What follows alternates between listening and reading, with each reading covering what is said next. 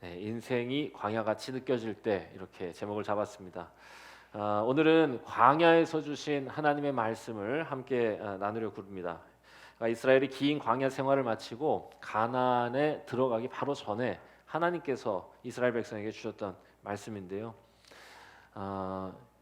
인생을 되는 대로 사는 사람이 있고 또 인생을 의미 있게 한번 살아보려는 사람도 있습니다. 그러니까 되는 대로 살아보려고 하는 그냥 뭐 되는 대로 뭐 의미 있고 가치 있고 이런 것보다는 그냥 되는 대로 욕망이 흘러가는 대로 살아가는 사람에게는 아마 인생에 대해서 느끼는 감정은 두 가지일 거라 생각합니다. 재밌거나 심심하거나. 욕망이 채워지면 재밌고 욕망이 좀 허술하게 좀 비어가는 것 같으면 좀 심심하다 이제 이렇게 느끼는 정도라고 한다면 저는 의미 있게 살아가려는 사람만이 느끼는 인생에 대한 두 가지 감정이 저는 있다고 생각하는데요. 인생을 바라볼 때 이 사람들은 재밌다, 심심하다 뭐 이게 아니라 내가 지금 길을 잃었다 혹은 길을 찾았다 아마 이 두 느낌을 갖고 살아가지 않겠는가. 길을 찾은 자에게는 가슴 벅찬 무언가가 있는 거고 길을 잃은 자에게는 가슴 허한 공허감이 있지 않겠나 이런 생각을 해보는 거죠. 그러니까 인생을 의미 있게 살아가고자 하는 사람들 그게 우리 성도의 다른 이름이 아닐까 이렇게 생각합니다. 하나님께서 맡겨주신 한 번의 선물 같은 인생이기 때문에 의미 있고 가치 있게 살아보려는 거죠. 인생이 길을 잃었다라고 느끼는 바로 그 감정과 가장 비슷한 것이 있다면 저는 그게 광야가 아닐까 생각합니다. 인생이 길을 잃었다고 느끼는 순간 아마 그것은 광야와 같다라는 표현으로도 설명될 수 있지 않겠나 생각한 것이죠. 광야는 어디든 갈 수 있거든요. 또 어디든 가도 됩니다. 왜냐하면 길이 안 보여요. 그러니까 마음대로 할 수는 있는데 실은 광야의 특징이라고 하는 거는 그 길이 맞는지 확신할 수 없는 곳이 광야라는 거죠. 그래서 인생을 닮았어요. 지금 이 코로나 시기에 우리에게 주어진 전에는 경험하지 못했던 과도한 통제이기도 하지만 또 한편으로는 과분한 자유. 함께 무언가 연결되어 있을 때는 무언가 해야 한다고 하는 그것이 더 컸다고 하면 누군가와의 관계에서 어디에 소속되어서 그런데 이 코로나 시대에는 개인의 삶에 더 집중하게 되면서 하고 싶은 것들에 자꾸 마음이 가게 되는 그래서 우리가 가진 과분하고 과도한 자유 앞에서 어디로 가도 되고 또 어디도 갈 수 있지만 이게 맞는지 길을 잃은 것 같은 느낌 그게 광야가 아니겠나 이런 거죠. 그래서 오늘 주시는 말씀이 그런 우리에게 주시는 깨달음이면 좋겠다. 그런 우리에게 주시는 말씀이겠다 생각한 것입니다. 그래서 광야는 인생을 닮았습니다. 길이 없고 길이 보이지 않고 하루하루 먹을 것을 찾아하는 생존의 땅이고 또 그늘도 없어가지고 척박한 곳이고 쉴 만한 그늘도 없는 그리고 무엇보다 우리가 광야의 특징이라고 하면 제일 중요하게 기억해야 될 거는 광야는 머무는 곳이 아니라 건너야 하는 곳이라는 사실. 인생도 그렇죠. 인생은 머무는 곳이 아니라 건너가는 곳이에요. 하나님께로부터 우리는 왔어요. 그리고 우리는 하나님께로 가거든요. 그러니까 이 인생이라고 하는 광야는 건너야 하는 곳이라는 거죠. 하나님께서 이스라엘로 하여금 광야를 건너게 하신 40년 동안 광야를 건너게 하신 이유 그거는 하나님께서 이스라엘에게 무언가 가르쳐 주시려고 하는 것이 있는 것. 그러니까 광야 같은 인생을 살아가는 이스라엘에게 그리고 우리에게 가르쳐 주시려고 하는 게 있기 때문에 저는 하나님께서 거기를 건너게 하신 것이라 생각합니다. 실은 이 광야는 이스라엘에게 처벌이었습니다. 그러니까 잘못했어요. 하나님을 믿지 못하고 사람들의 거대함, 그들이 가진 힘 앞에서 두려워서 떨었어요. 하나님이 더 크다는 믿음을 그 앞에서 보여주기를 하나님이 원하셨는데 왜냐하면 하나님이 불기둥과 구름기둥으로 인도하셨으니까. 그런데 그 모습 앞에 실망하신 하나님께서 이스라엘이 더 인생 속에서 배워야 할 것이 있다고 인생에는 저 이 가나안 백성처럼 거대한 문제들을 만날 때가 얼마나 많은데 얘네가 아직 그때 하나님을 바라봐야 한다면 얘네들이 모르는구나. 그래서 하나님이 그거 가르쳐 주시려고 광야를 돌게 하신 실은 그들의 부족함에 대한 하나님의 처벌이었거든요. 그런데 잘 보면 이게 단지 처벌만은 아닌 겁니다. 뭔가 가르치시고 이스라엘이 배우기 원한 게 있었던 거죠. 만약에 이게 그냥 처벌이었다면 하나님은 그냥 내버려 두셨을 겁니다. 야, 안 되겠다, 혼나라. 이래가지고는 광야 그냥 내버려 두셨을 텐데 하나님은 광야에 있는 이스라엘에게 그들이 필요한 것들을 그들보다 더 잘 아셔서 채워주세요. 그늘도 만들어주시고 만나와 메추라기로 먹을 것도 주시고 심지어 길도 잘 인도해 주셔서 그들이 위험을 당하지 않고 가나안까지 갈 수 있게 해주시거든요. 그러니까 다 채워주시니 처벌이라고만은 할 수 없어요. 그래서 저는 하나님이 광야를 걷게 하신 건 조금 완곡한 표현으로 하면 징계 정도 되겠다 이렇게 말하고 싶습니다. 하나님께서 우리에게 지금 이 시간을 허락하시는 것 혹은 우리의 인생이 길을 잃은 것 같은 광야 같다고 느끼게 되는 순간이 있다면 그거는 하나님께서 우리에게 벌을 주시려는 것 그것을 전 넘어서 하나님께서 우리를 징계하시는 시간일 수도 있겠다는 생각이 듭니다. 처벌은 실은 고통을 주는 게 목적이라고 한다면 징계는요 구원하는 것이 목적입니다. 그래서 다른 거예요. 하나님께서 이스라엘을 40년 동안 가나안을 걷게 하신 것은 광야에서 죽도록 고생해봐라가 아니라 광야를 지나 가나안에 더 잘 들어가게 하시려는 가나안으로 구원하시려는 과정이었다 그거죠. 그러고 보니까 하나님께서 정말로 귀하게 사용하셨던 쓰임받은 사람들을 보면 하나같이 다 광야 같은 인생 혹은 실제로 광야에서 부르심을 받고 광야에서 배우고 깨달은 것들이 있는 사람들이었습니다. 아브라함도 광야에서 부르심을 받았고요. 또 야곱도 이스라엘이라는 축복의 이름을 받았던 것도 실은 약복강 앞 그 광야 한복판이었습니다.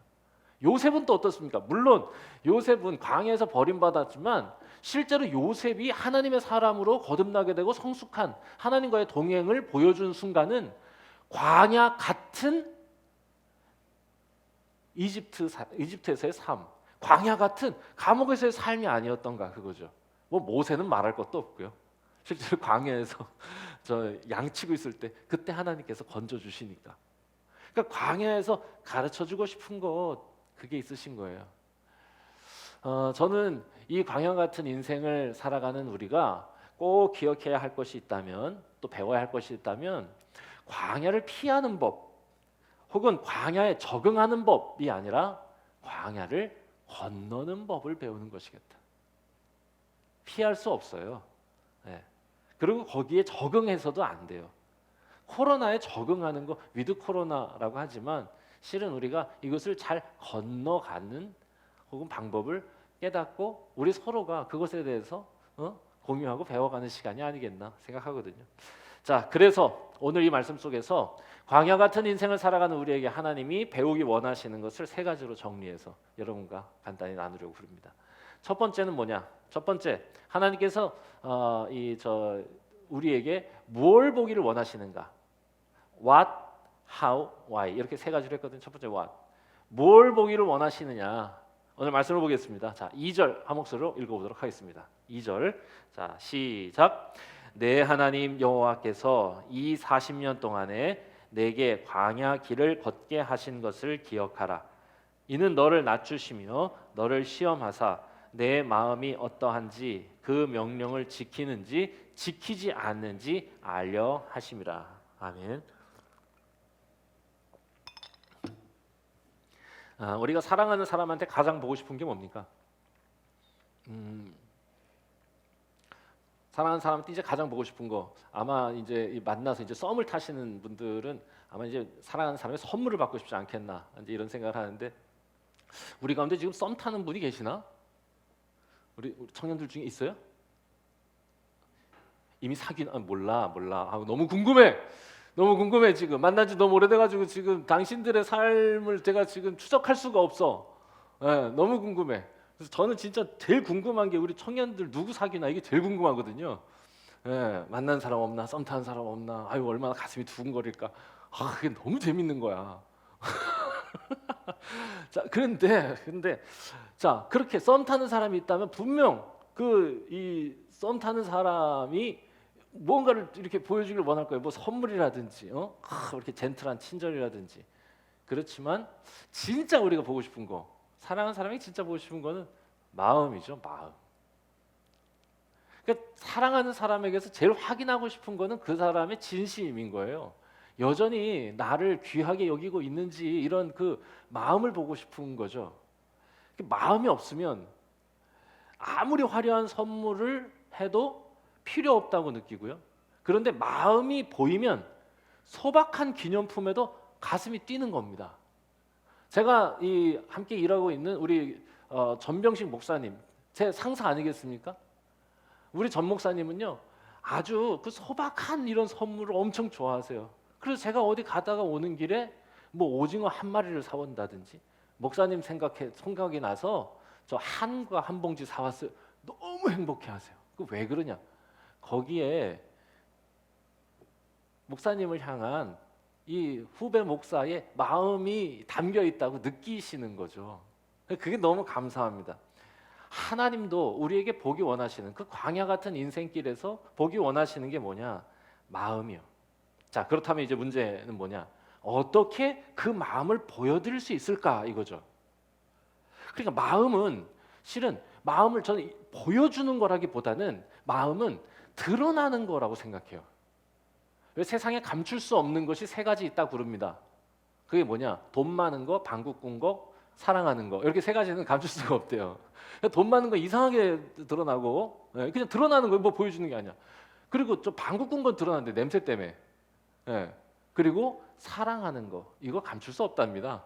뭐 우스갯소리로 하는 얘기겠지만 마음은요 그냥 드러나는 겁니다. 하나님을 향한 이 마음을 예전 어르신들은 어떻게 이렇게 드러냈는가? 가만 생각해 봤더니 저희 어머니께서 예배 때마다 헌금을 드릴 때 꼭 신권을 사다가 드리는 걸 알게 됐어요. 신권을 어디서든 구해가지고 드리는 거. 무엇보다 이제 추수감사 헌금. 이거는 예전 어르신들은 1년 동안 하나님께서 주신 것에 대한 감사의 마음을 담아서 1년 전체 11조다. 이래서 한 달의 생활비를 추수감사 헌금으로 드리고 그랬답니다. 근데 그럴 때는 어떻게 해야 되느냐? 그 은행에 가가지고 그걸 신권으로 다 발권을 해가지고 그걸 꼭 와가지고 자기 손으로 이제 드리는. 그게 우리 젊은 사람들에게는 너무 형식적인 거 아니야? 이제 이렇게 느껴질 수도 있는데 그분들에게는요. 자신이 하나님을 얼마나 사랑하는지 하나님 앞에서의 나의 이 태도가 어떤 것인지를 보여드리는 가장 중요한 순간이었다고 저는 생각합니다. 근데 저희 어머니보다 더 하신 분도 계시다는 걸 알았어요. 친구 어머니는요 헌금을 하실 때 다리미로 다려서 드렸답니다. 그러니까 신권을 맨날 할 수가 없으니까 특별 헌금 할 때만 신권하는 게 아니라 주일 헌금도 꼭 그냥 쓰던 거 그냥 주머니에 꺼내가지고 꼬깃꼬깃 해가지고 이렇게 하는 게 아니라 그거를 꼭 다리미로 바닥바닥 이렇게 풀 뿌려가지고 이렇게 다려가지고 그렇게 이제 드렸다는 거. 주일 아침에 깨끗하게 목욕하고 깨끗한 옷으로 가장 좋은 옷으로 차려입고 하나님 앞에서 바르게 예배 드리는 거. 왜 예배 드릴 때 바른 좋은 옷을 깨끗한 옷을 입고 오는 것인가? 하나님을 향한 내 마음을 보여드리기 위함 아니겠습니까? 제 자신도 한번 돌아봤어요. 그럼 너는 어떡하냐? 너. 그랬더니 저는 하나님을 향한 제 마음은 진심이거든요. 근데 이 마음이 이게 다른 누군가가 하는 행동을 따라해서는 그게 행동 몇 번으로 그 진심이라는 게 드러나는 게 아니라는 걸 알게 됐습니다. 자기만의 방식이라는 게 있는 건데 저는 제가 한번 돌아본 거지. 저는 예배 때 그러니까 뭐라 그러지? 그냥 제 하나님을 예배하는 제 태도로 주님 앞에 제 마음을 이렇게 드러내는 것 같다 생각했습니다. 저는 어떤 분이 설교해도 졸지 않거든요. 그러니까 정말로 제가 예수님을 믿고 그리고 하나님께서 우리에게 정말 거룩한 하나님의 진리를 우리에게 계시하신다는 것을 두려운 마음으로 깨닫게 됐을 때는요. 어떤 사람이 어떻게 말씀을 전해도 하나님께서 그를 통해서 말씀하신다고 믿기 때문에 하나님 앞에서 눈 감을 수 없다고 생각했어요. 그리고 예배 때 저는 제일 앞에 나와서 예배를 드리는 사람이잖아요. 예배 드릴 때 찬양 열심히 하는 거예요. 진심이니까요. 그 마음이. 그러니까 주를 높여드리는 마음이. 그래가지고요. 저는요. 밖에 무슨 집회 같은데 제가 자주 다니잖아요. 청년 집회 같은데 가면 대부분의 목사님들은 찬양 끝날 시간에 올라오신다는 거예요. 그래서 제가 예배 전에 올라가려고 그러면 왜 지금 올라가시냐고 깜짝 놀라는 사람들이 되게 많아요. 당연한 거 아니냐고. 그리고 저는 올라가서요. 제일 앞에서 청년들보다 훨씬 더 열심히 막 엄청 막 하이 넣고 남의 교회 가가지고 하이 넣는 거 쉬운 거 아닌 거 아시죠? 그게 세상과 나는 간 것 없고 구속한 주만 보일 때 가능한 일입니다. 왜냐하면 걔들이 저를 어떻게 생각할지 모르고 뭐야 저 사람. 왜냐하면 제가 설교 잘하는 것도 모를 수 있어요. 근데 앞에서 진짜 열심히 찬양해요. 진짜 40분, 50분 수련회 같은 데 가면요 1시간 찬양하는 데도 있는데요. 아니 자기네들은 찬양 열심히 하다가 앉지. 저는 서 있잖아 계속. 그래도 처음에는 고민 갈등이 됐어요. 앉아야 되나? 근데 열심히 찬양하고 그리고 앞에 나와서 목이 쉬더라도 즐겁게 또 말씀 전하고 그럽니다. 마음은 그렇게 저는 드러나는 것이다. 그리고 그런 한두 번의 행동이 아니라 지속적인 반응. 시간으로만 증명되는 게 마음이에요. 몇 번의 선물, 몇 번의 행동이 아니에요. 몇 번 신권으로 바꿔서 헌금한다고, 몇 번 다리미로 다려서 헌금 드린다고, 몇 번 열심히 찬양한다고 되는 게 아닙니다. 우리는 굉장히 다양한 경험, 다양한 모습으로 세상을 살아갈 겁니다. 젊어서는 세계를 여행할 수도 있고 또 30대에는 회사에서 회사원으로, 중년이 되어서는 정치인이나 다른 어떤 문화계로 아주 다양한 모습으로 살아갈 수 있지만 결국에 그 인생에 남는 건 뭔지 아세요? 그 사람이 세상을 살아갔던 그의 마음이 남아요. 긴 시간 그가 보여준 세상과 사람을 향한 그들을 대하는 그의 반응이요. 수많은 다양한 상황 속에서도 한결같이 보여주는 그의 반응이요. 반응. 지속적인, 한결같은. 하나님께서 우리가 인생, 이 광야 같은 인생을 지날 때 하나님이 우리에게 보시고 싶으신 거, 우리에게 기대하시는 것은 뭐냐? 한두 번의 빛나는 순간이 아니라 지속적인 신실함, 진실함이요. 그래서 저는 제가 20대에 주님을 진심으로 만났을 때 울면서 주님 앞에 고백했던 게 그게 제 진심이라고 하는 걸 하나님 앞에 끝까지 제가 고백하고 싶었어요. 그래서 저는 방법은 하나라고 생각했습니다.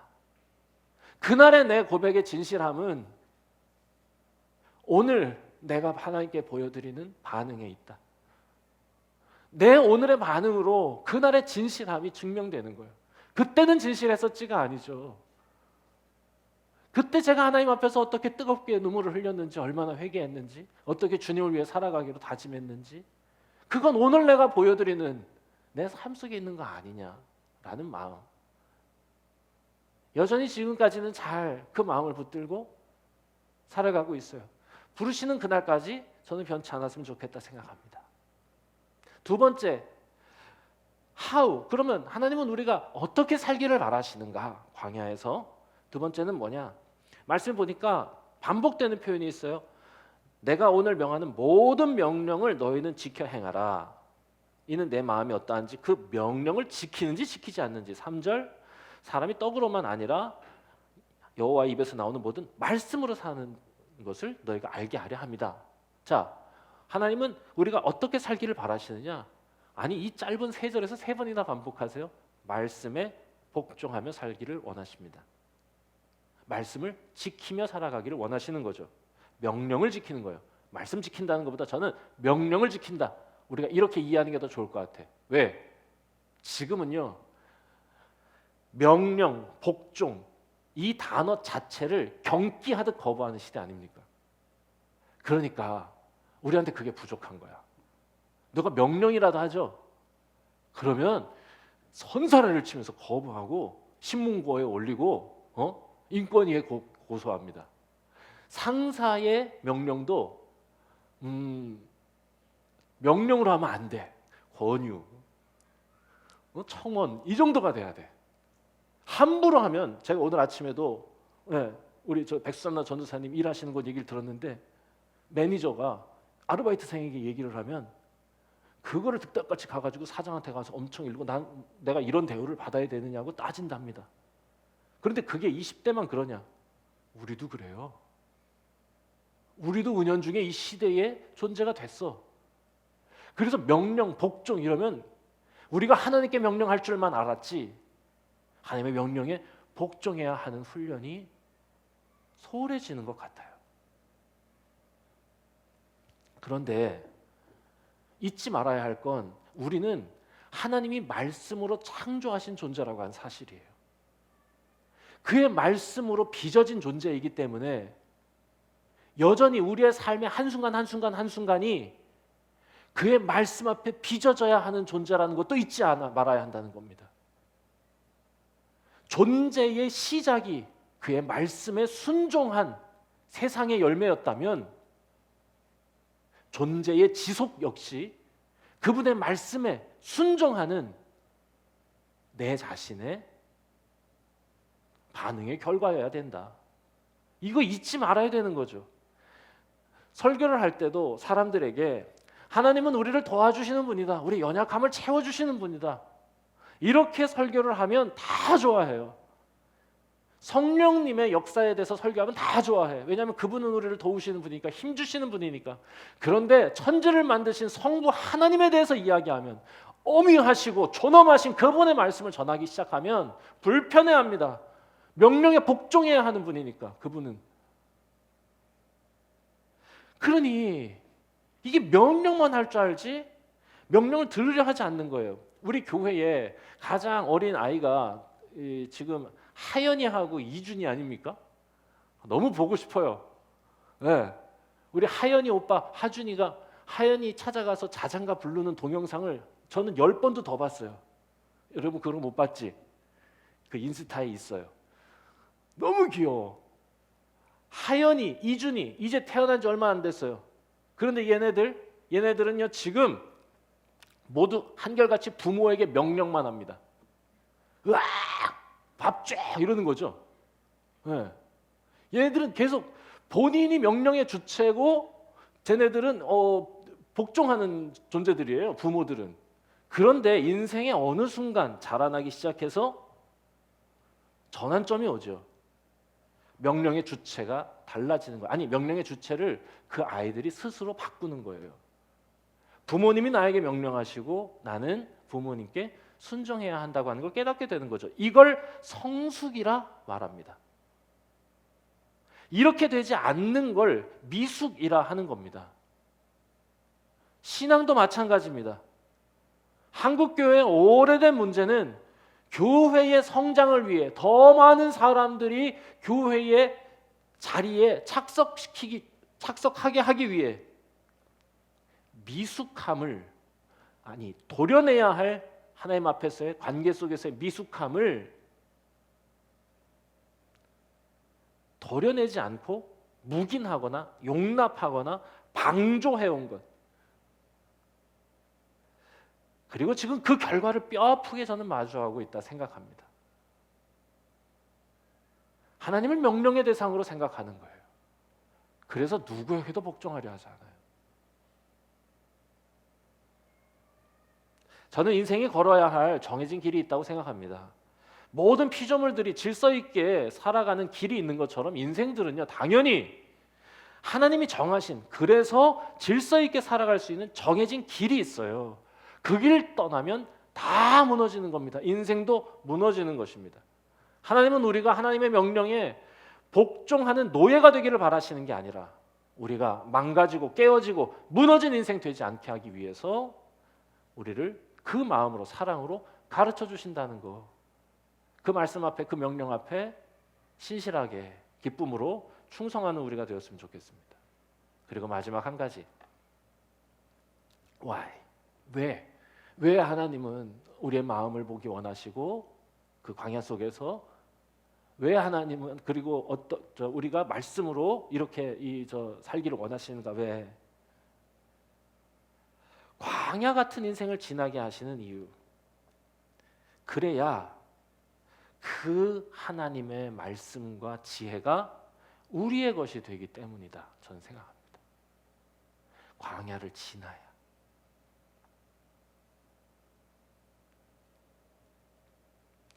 어렸을 땐 뭐든 당당히 말하지 않습니까? 세상을 비판하고 교회를 평가하고 사람을 점수 매기지 않습니까? 그런데 살다 보면 그게 얼마나 어려운 건지 조금씩 알게 됩니다. 아, 내가 그렇게 비판할 자격이 없었던 존재구나. 야, 내가 그렇게 말한 게 너무 부끄럽다. 이제 그걸 깨닫게 되는 순간이 오거든요. 그리고 이래야 된다, 저래야 된다. 막 세상을 평가하고 비판했던 그걸 지켜내기 위해서 얼마나 많은 걸 포기해야 하는지 살다 보면 알게 되거든요. 그래서 어느 순간에 가면 젊었을 때 했던 자신의 말을 지켜내기 위해서 그것을 무언가를 포기하고 고통을 감내하면서 지냈던 인물들이 존경스러워지기 시작합니다. 그게 얼마나 대단한 건지. 나아가 나는 우리 부모님처럼 소탈하고 그냥 성실한 삶, 그것보다 멋지게 살 거야 라고 다짐했던 아들들도요, 그 부모님이 그 소탈하고 성실한 삶을 살아내시기 위해서 애쓰셨던 게 얼마나 대단한 건지 깨닫게 되는 순간, 그 부모님의 사람됨, 그 부모님의 인격과 인품이 나와는 비교할 수 없는 고귀함과 고결함을 가지고 계신 거였구나. 야, 그제서야 눈물이 나고 배우기 시작하는 거죠. 그제서야 하나님이 우리에게 바라시던 것들이, 그제서야 주님이 말씀하신 것들이 내 삶에 새겨지기 시작하는 거겠죠. 우리가 광야를 통과해야 하는 이유, 우리가 그렇게 삶을 살아와 보면서 부모님의 사랑이 얼마나 대단한 건지를 깨닫게 되고 새기게 되는 것처럼, 우리가 광야를 통과하면서 하나님의 그 말씀과 사랑이 얼마나 우리를 살아나게 하고 빛나게 하는 것인지를 깨닫게 되고 깊이 있게 새기게 되는 것. 그래야 우리 것이 되기 때문에 그러는 것이다. 그렇게 우리가 하나님의 말씀을 붙들고 이 힘겨운 시간들, 광야 같은 삶을 통과해낼 때, 이 광야 속에서도 그 말씀을 잘 붙들고 살아갈 때 비로소 하나님의 말씀이 우리의 것이 되는 것이다. 저는 믿습니다. 말씀 정리하겠습니다. 말씀 붙들고 삶을 통과하는 것, 그게 광야에서 하나님이 이스라엘에게 주셨던 마지막 말씀이었습니다. 여러분이 지금 재정적인 어려운 가운데 있든지, 눈꽃 뜰 새 없이 바쁜 학업 가운데 있든지, 단 하루도 쉬지 못하는 비즈니스 가운데 있든지, 내가 있는 곳이 광야 한복판이든 혹은 성전 꼭대기든 거룩한 산 위든 아래든 어디나 우리 인간은 하나님의 도우심 없이는 살 수 없는 존재임을, 그리고 그곳은 하나님이 우리에게 허락하신 인생이라는 광야임을 잊지 않아야 합니다. 그곳에서 하나님은 우리의 마음 보기를 원하시고요, 그곳에서 하나님은 우리가 하나님이 정하신 길을 걸어가기 원하시고요, 그곳에서 하나님은 우리가 비로소 하나님의 그 마음을 깨닫고 비로소 자신의 것으로 소화해내기를 원하시는 거다. 오늘 이 말씀을 나눴습니다. 머무는 곳이 아닌 광야, 건너기 위해서 더욱 하나님의 은혜 앞에 서게 되는, 그래서 마침내 하나님 나라 그 영원한 생명을 향해 잘 건너가는 우리 모두가 되었으면 좋겠습니다. 기도하겠습니다.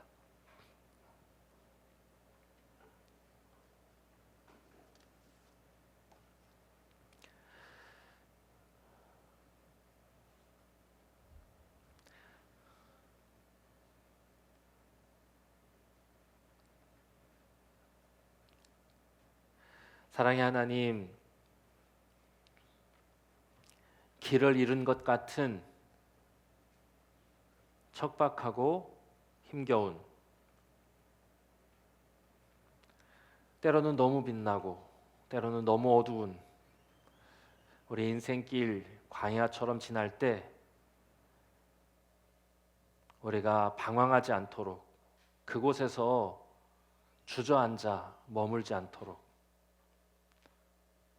우리를 바른 길로 인도하여 주시고, 여전히 우리 곁에서 우리의 인도자가 되어주시는 하나님, 하나님의 사랑에 뜨겁게 반응하고 마음을 드러내는, 말씀 앞에 순종하고 복종하기를 기뻐하는, 그렇게 하나님의 말씀이 내 삶에 잘 새겨지기를 기대하는 우리 배화교회 모든 성도들 되게 하여 주시옵소서. 예수님의 이름으로 기도드립니다. 아멘. 자, 이제